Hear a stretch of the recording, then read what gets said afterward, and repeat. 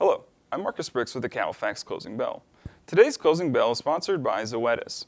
How do you manage data for your cattle business?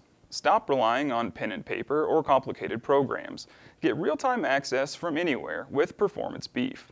Your feed, financial, and health information is integrated in one easy-to-use platform, accessible from your computer, smartphone, or tablet. Find Performance Beef online to learn more and request a demo. This week, the Federal Reserve Board of Governors voted unanimously to not raise the Federal Reserve interest rate, holding the effective fund rate at near zero levels.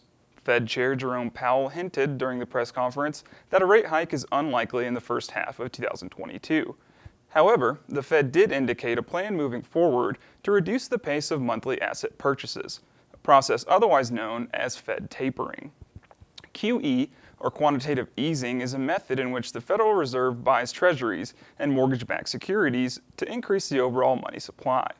Currently, the Fed is purchasing up to $120 billion in new assets each month. To slow the pace of QE, the Fed will reduce asset purchases by $15 billion in November and another $15 billion again in December. The Fed holds the power to increase or decrease the level of monthly Fed tapering and will be cautious with regards to economic growth projections. The U.S. dollar index traded mixed this week on the news, yet the index is set up for its highest weekly finish since September 2020. In fact, at $94.20, the dollar index will close above its 100-week moving average for the first time since last summer.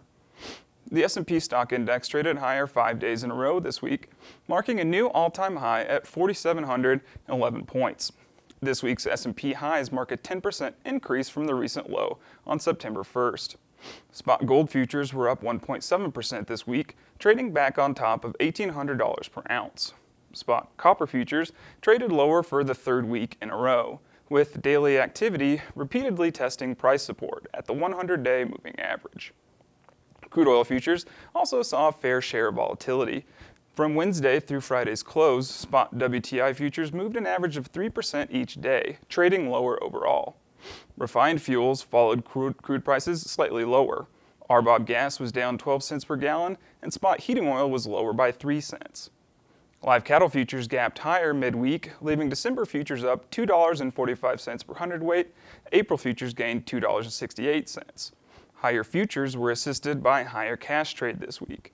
Trade volumes were light to moderate, but at prices $2 to $4 better than last week. Fed cattle traded in the South between $128 and $130 per hundredweight live. Fed cattle traded to the North between $128 and $130 live, and between $200 and $202 per hundredweight dressed. Thanks for watching. Remember to visit CattleFax.com, become a member, and receive the latest market news and analysis.